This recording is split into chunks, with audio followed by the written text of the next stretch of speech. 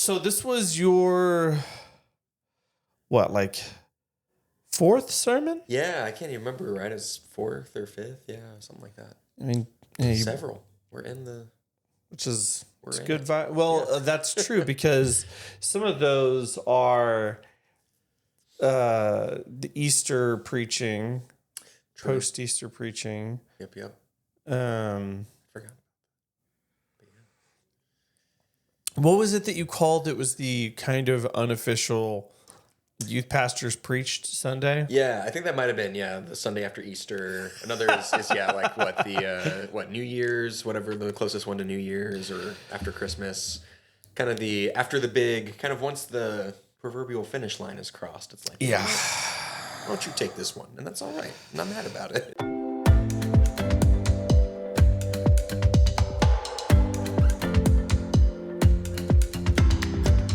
So how did this one feel? Yeah, it was so funny. I told, I think I was telling Brock that Alex and I just would be a couple of times a week talking about this series and like the saints and all this stuff. And I was like so excited. And then I would sit down and just be looking at a blank page of like, where do you even start? Right. It's almost like it's maybe like the opposite of writer's block, right? Of like, I feel like there's so much. I don't even know Where to begin. Yeah, Well, good news is I have a lot of fun questions and things. Oh, great. Just because I was writing down all kinds of stuff. Yeah. I went more than I normally do. But yeah, it was good to see you back up there. It feels like it's been a while. It does, right? Yeah, I think probably since Leslie and Alex have gotten here. So Yeah. Which, hey, makes sense because it was summer, and then this fall has just been crazy time for me too. So it was nice to think about sermon again. So you're doing the film festival thing, and and then you go off and you had to tell me that your friend was ripping on the Hercules soundtrack. I know. I'm sorry. Who could have? I believe it was at this youth games thing, right? With several other youth groups in the area. And it was after, I believe, Zero to Hero was on the soundtrack or like the playlist for these youth games. And I think that's what got him going. What? I mean, Zero to Hero is a perfectly fine song. The opening song is incredible. Oh, yeah. And then Where I Belong. Are you kidding me? Maybe I would say or what? Yeah, Go the Distance, right? Go the Distance. Probably my favorite. He always just said like that's that tagline. Where to find where I belong. Yeah. That's probably my favorite Disney song actually, or at least like main like protagonist. I'll give it a top 5. Yeah. I actually would say, and interestingly enough, very similar. I think that the Mulan, who is that girl I see? Reflection. Yeah, Reflection. Yeah. That to me is Yeah. That's my protagonist song of choice. I think my only problem with Go the Distance is that it is a very short song, and except for the longer version that I think is in the credit roll, and you'll find it on the soundtrack. It is Michael Bolton does like a 4-minute version. Stop it. Michael Bolton sings it? Yeah. So, I mean, peak 1997 vibe right there. But man, that's a guy that I have to give him all the props in the world because he learned very efficiently how to make fun of himself. Oh, yes. And like Are doing you thinking of the Lonely Island? Doing Lonely Island Jack stuff. Sparrow, yeah. But also, did you see so you've seen Office Space. Yes. Have you seen him reshoot the Michael Bolton scenes, but he plays Michael Bolton? I've not. He literally does them line for line, with the exception of the guy when he calls him a no talent blankety blank. Sure, right. And then he says a very talented. Right. That's the only change he makes. But he reshoots the whole thing in front of a green screen wearing like the same outfit. How amazing to have that kind of time to be not so only that secure kind in of your time, career, but to go, you know what? I can make fun of myself, and it's only going to score me points. Man. And it's like, Michael Bolton, you son of a gun. You really won my heart with your ability to make fun of yourself, and now I love you. Two guys discover Michael Bolton for the first time. we're just That's the name of this we're podcast saying right now. Yes, is everything we're saying right now was said by millions. Oh, 2 decades ago. Oh, yes. That's okay. We're here now. Oh, that's great. Okay, so you're talking about this notion of loving movies, which you're one of my friends that is a big movie person. Yeah. And so I was, one of the first things I wrote down was, what makes a great story? Yeah, that's a great question. Man, beginning, middle, end, man. No, I don't know. I would start with like characters, right? Like character arc. You want to see someone be different from the beginning or in the end than they were from the beginning. But I think also because I can swing all over the spectrum of like movie and just story appreciation, right? Because on one hand, something that is just like these really deep and complex themes and like plot that's well paced and like characters that are complicated. And then also, I think it's all about like a story kind of knowing what it is, because there's that version and that's, the stuff that gets the awards and like people, it gets in the Criterion collection and all these things. And then also, with especially, I think horror being my favorite genre, I think horror often sees the other side of the spectrum of like very much knowing what it is, and what it is silly and goofy and like it's over the top. Exactly. We're gonna push the boundaries, go way over the top with something that is already not plausible. Yes. And see how far we can push it, and then use Hollywood movie tricks, whether visual or audio, that mess with you. Exactly. Yeah. And so, and same with, especially any kind of like genre fiction, right? So, your pulpy sci-fi and fantasy, like your Conan the Barbarian is not, the material is all there. And I really love, like, there are scholars on like Conan the Barbarian and Star Wars or whatever, right? So there are people who will take like, hey, actually, this whole pulpy thing that is sort of meant to be taken at face value, it is about like anti-imperialism or whatever. And it's like, awesome. I'm glad that can exist. And also it can just be a big buff dude with a sword cutting through armies. And that can also be very cool. Whichever you're looking for, it's got it. Exactly. That's why one of my favorite superheroes is Ghost Rider, because everything about Ghost Rider, there are some cool themes about vengeance and like redemption, sure. But mostly Ghost Rider is a guy with a skull on fire riding a motorcycle from hell with very chains sick. everywhere. Yeah, and it's so 90s, so edgy, and that's all I need it to be. Same with like Blade, right? The vampire hunter. I'm gonna wear leather, and he's everything, yeah. have a katana, and have all the cool parts about being a vampire, but not actually be a vampire. Right. I'm gonna say the stupidest thing imaginable, but because of who I am, you're going to love it because it's going to come off as so cool. 10 times Wesley out Snipes, of 10. Baby. Wesley Snipes just absolutely being like the most dominant force. And I'm so glad that he's kind of back. And I'm excited about Mahershala Ali coming in. I don't know. Yeah, because you're also into Marvel. Did you watch Marvel Zombies at all? Yeah, I'm only on like the second episode, but I'm enjoying it. I think it's actually a great example of like... He's got a great Blade voice already. So I'm like, okay.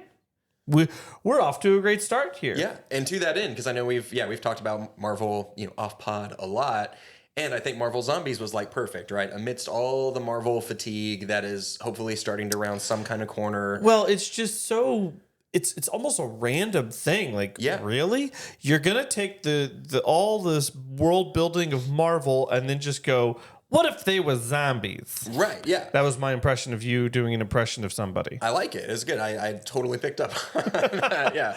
And I think that's it, right? Is like so maybe not like the most important thing to your original question to like make a great story. But I think there is something to be said for like a big swing, or at least knowing what kind of swing you're trying to take. Because there's also something to be said for like the simplicity of like children's stories and so-called kids movies and kids books, right? Because there's the purity of heart, right? Purity of heart is to will one thing. And I think that those things do it splendidly. Yeah. And it resonates, maybe even especially for adults. So. Yeah.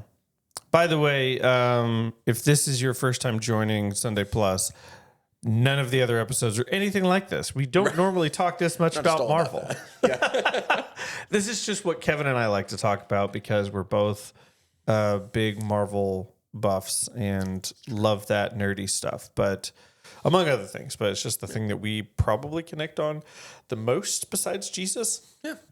A solid overlap in the Venn diagram. Yeah. There's a lot, like those circles are like way over each other. Yes. Okay, so Saints. First of all, Alex gave you full credit for naming the series Everyday Saints. Right, which I heard had happened. I hadn't watched that episode, but Bill Bradford, shout out, was talking to me and he said, Alex mentioned that you named the series. I was like, oh, wow, okay, well, cool, thank you. Yeah. So we're like, why did Everyday Saints just come out? Yeah, I think, like I mentioned, like Alex and I, we were just kind of like tossing stuff around all over. Because I think it was in staff meeting that we kind of talked about like Saints, especially coming off of All Saints Day. Well, the original idea, it may have been you. It was either you or Brock that literally said we could end the Saints by talking about Saint Nicholas and then transitioning into the Christmas series. And then, we didn't end up going with that to my knowledge, but that was in there. And we were like, oh, this is perfect. Starts with All Saints Day and with Saint Nicholas and Christmas. Perfect. Yeah. I think though, the question became, right? Like, the question of like why, like, okay, if we're gonna talk about the Saints, like to what end, right? Is it just an education piece? In fact, for this sermon, I had joked that like I was gonna have to work really hard not to just turn it into a series of profiles on different saints, because that is just like fascinating to me. It could have just been it's incredibly fascinating to me too, which is why that bumper is what it is. Right, exactly, yeah. And I revisited the bumper like while preparing too. I was like, what's already like in here? What are we already kind of highlighting? And just a good time, right? I was trying to go for the most well-known saints. And sure, yeah. I love that you were just referring to them as like, is he up there? Yeah, he's up there. Yeah.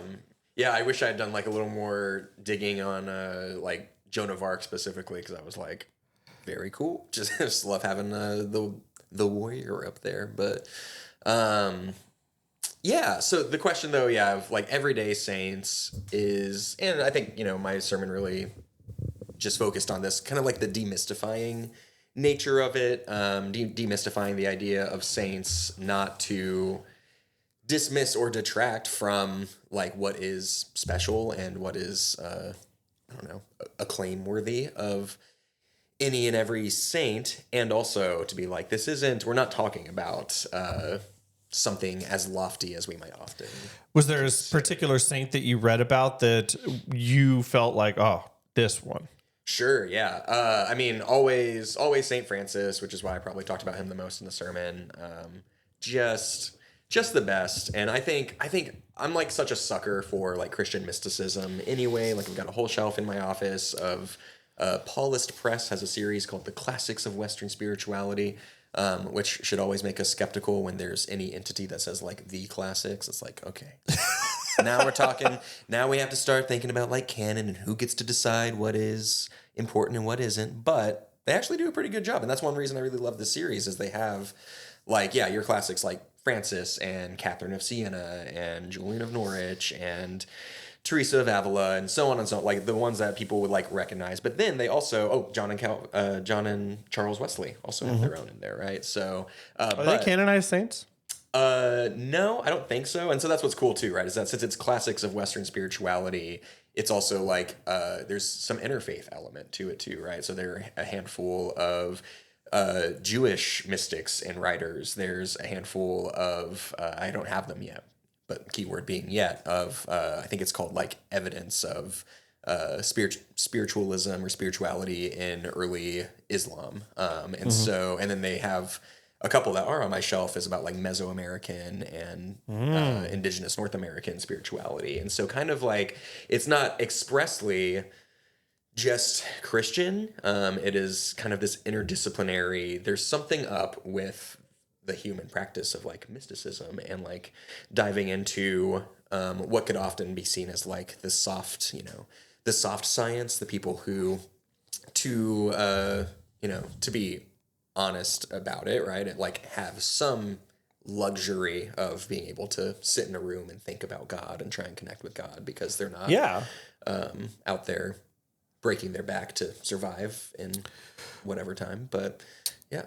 That is such an interesting thing to correlate with. We want to remember this person because they, in many ways, went farther on some level, or they went into their, the mysticism of what it means to be a follower of Jesus or a Christian or trying to connect with God, and then just were able to inspire people on some level that transcended physical. I did something. Yeah.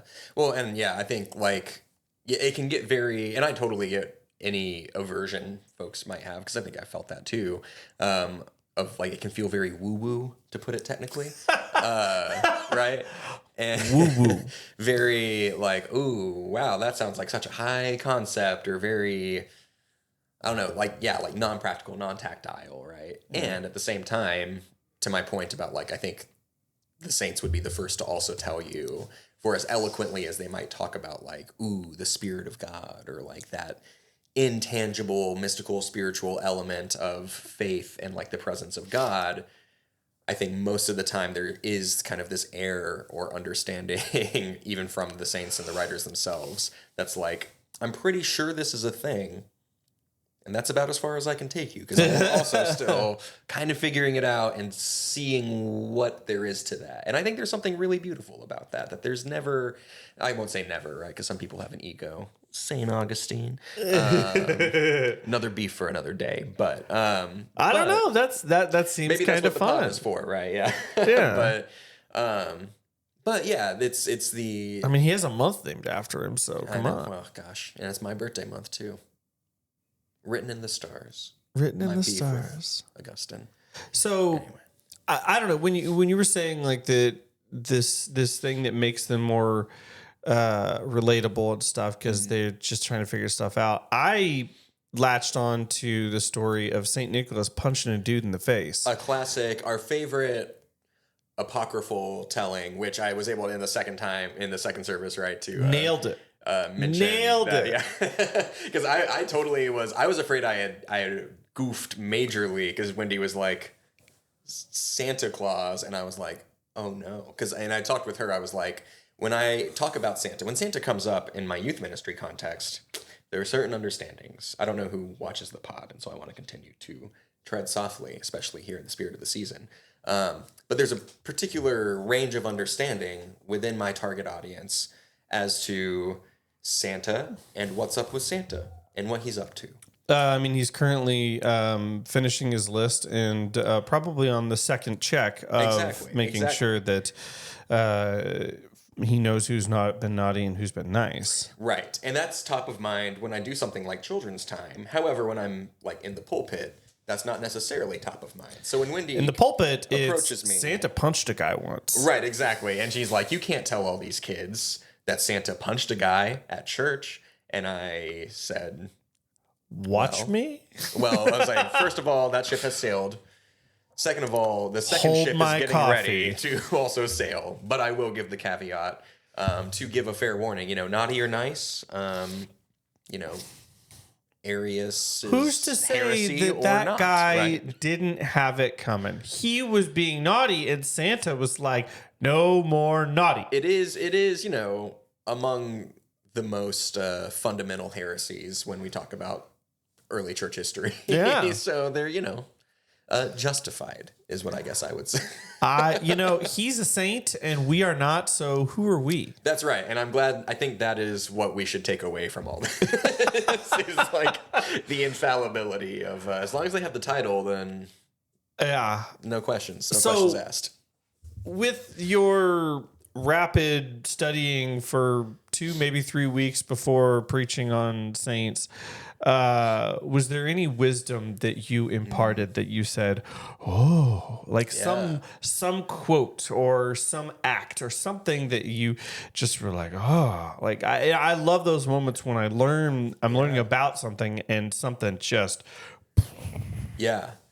Um, Man, there was, I mean, one learning more about, again, just to come back to St. Francis, like, I live close to the street St. Francis in Dallas, and so I'm constantly passing. There's like a neighborhood that has like a statue of St. Francis and like with the animals and stuff. And was that just a so little nudge or what? Just I like, know, hey, right? Like, hey, I've been here hey, all hey, along. hey.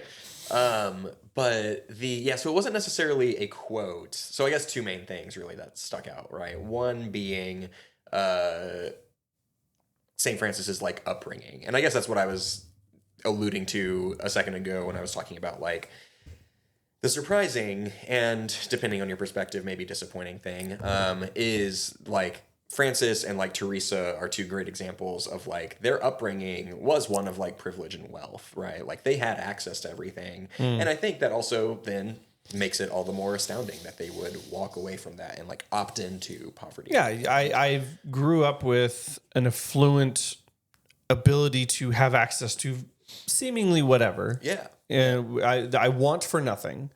And I'm going to give up all of that to serve humanity. Yeah, for sure. But I believe, and this is going to be, no, I think it is Teresa, was an anchoress. If it wasn't Teresa, it was Julian, but I'm pretty sure. I don't know what an anchoress is. So an anchoress, so it's one or it could have been both. Who's to say? But I do believe it was Julian who then, and this was one that we didn't get into because she's not technically a saint, except for I think in the Anglican Church. A woman named Marjorie Kemp.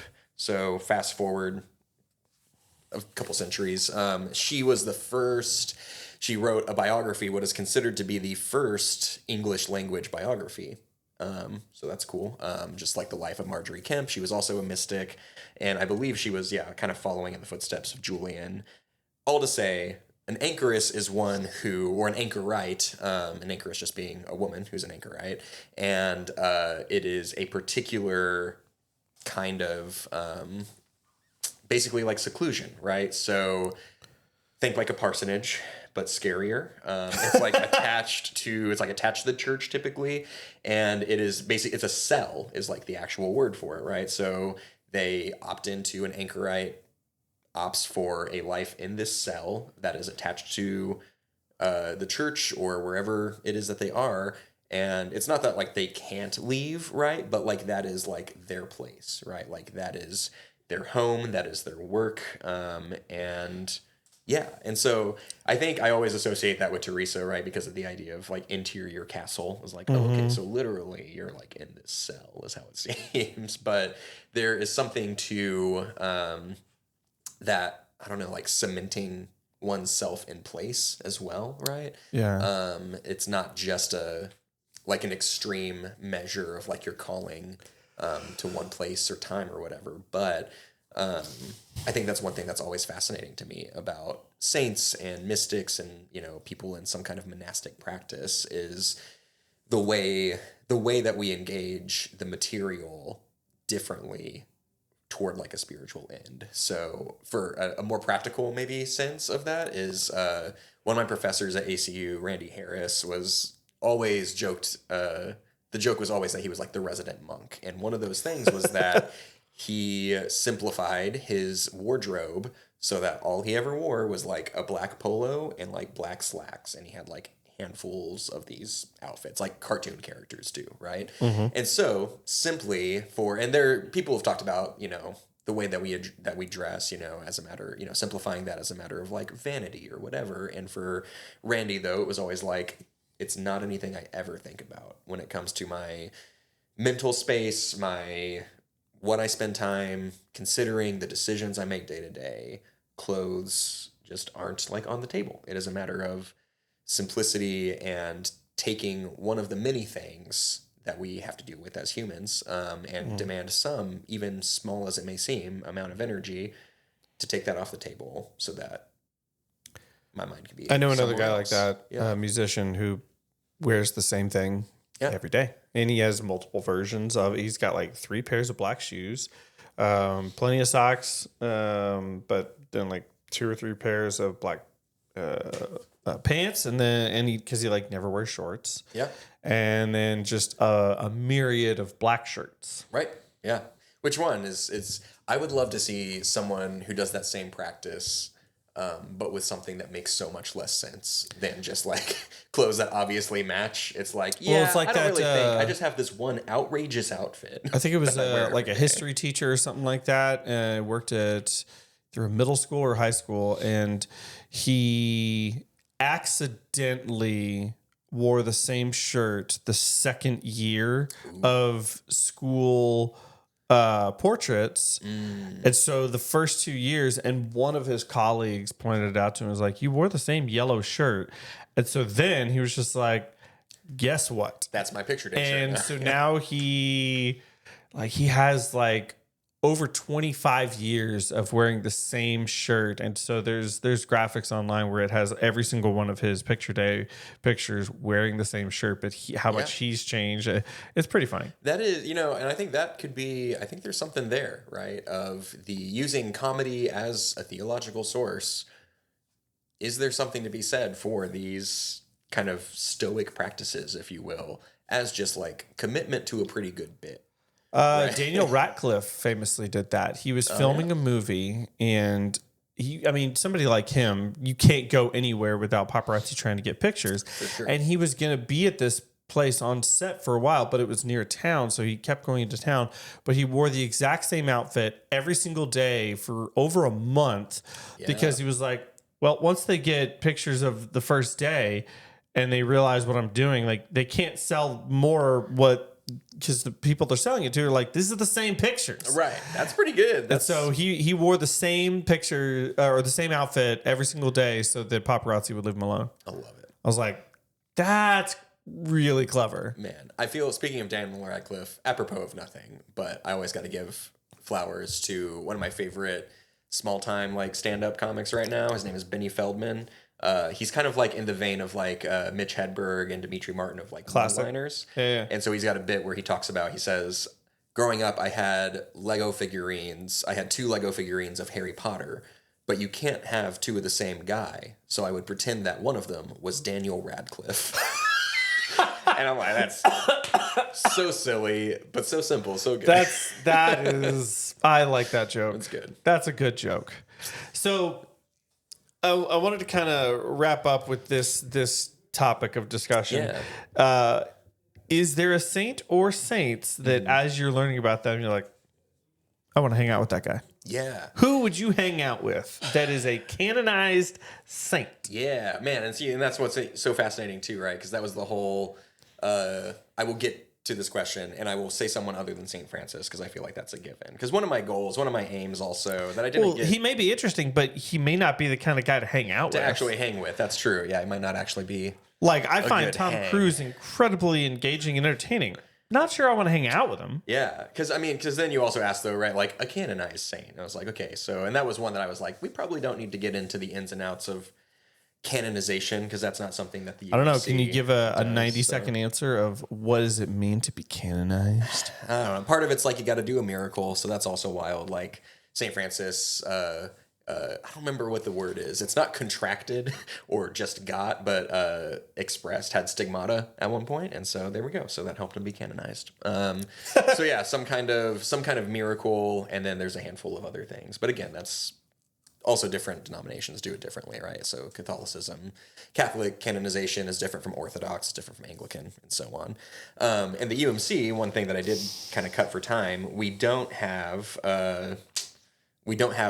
saints, but we do. There have been 2 formally recognized martyrs of the faith, is how they're referred to, and both are 20th century figures. I'd be curious if you had any guesses. So both men from the 20th century, recognized martyrs of the faith by the UMC. I would say Gandhi, perhaps. No, not quite. What's his name? Who was up in Ireland, who starved himself to death to protest because it was when Like during like the Troubles, maybe, I don't know. he's very famous. He's like they have like murals of him all over the place. It's I can tell you, I feel like a bad Irish guy now. I feel like it's in Galway. Is Galway the northern popular city I don't in know. I've Ireland? never been back to my mother country. I'm gonna have to Google this because like he was a big deal, but basically he was a martyr for the faith because it was when the Protestants and Catholics were like they were literally murdering each other in the 90s, and so he basically did a peaceful protest, and was like, I'm not going to eat, and starved himself to death, but it made a difference, what he did. I cannot remember his name. Dang. We will have to put it in the comments. Those of you watching, if you know this guy. So one of them's American, and the most recent, right? So Martin Luther King Jr. identified as a martyr of faith, as well as Dietrich Bonhoeffer. Oh, so yeah, these are the two that the UMC, and they were fairly recently. Like this was recently a thing, and so. That was just fascinating to me, and that was originally kind of my tie-in to that idea of like kind of this idea of saints who do like one thing. And it's one thing carried through so far that the one thing is kind of like... It's a big one thing. It soaks in... Exactly, right? Like it is part of everything that they do, right? The one thing becomes the one thing for them. So, but yeah, that was part of my whole aim too, was also to be, I don't know, this invitation to be a little playful with who is a saint, right? Yeah. And not just to demystify that, but also to like validate, because the good hang, if we're talking about a non-ancient canonized, would be, well, I'm tempted to say Fred Rogers. I would actually say Henry Nouwen, who I also shouted out. And just like, Henry Nouwen, man. Just I've talked before, I think, about like gentleness being, for me, I think too, like such a marker of like saintliness is like something that I so deeply value. And Henry Nouwen is a guy who, similar, or maybe not so different from St. Francis, opted into a life that others would see as undesirable. He went and, lived in a community of disabled adults, right? So adults with mental, intellectual, developmental disabilities. And, he's the kind of guy who he's not looking to sell you on it, but simply by him talking about that shared life, you're like, wow, this dude lived a great life. Like he really tapped into something that would not be at the top of most people's lists of what the good life looks like. So I don't know, because the nature of gentleness, while I could not agree more that from just as a way to carry yourself as a person, or you even maybe call it a personality trait, carrying yourself very gently and speaking gently and all that. Sure. I don't think anybody would argue that feels like, oh man, this saint just there's an honor and a gentleness that they carry, and that makes it easy to take them very seriously. And for a good hang, I don't know that that's what I'm always looking out for, though. Sure, yeah, like that's fair. I'll be honest. What made me think of it was as soon as you said Saint Nicholas punched a guy, I'm like, I want to hang out with that guy. Yeah, I want to see what else this guy gets fired up about. Yeah. That's fair. That's fair. And as I was coming back, I was like, all right, so I didn't need to say like a canonized saint. I was like, I could be Saint Nicholas, right? Just because that has some measure of like kind of keep you on your toes, right? Yeah. My other saint was the infamous Saint Arnold. Okay, yeah. Tell me some about Saint Arnold. I mean, his miracle had something to do with beer. Thus, the brewery down in Houston, Texas, being called Saint Arnold.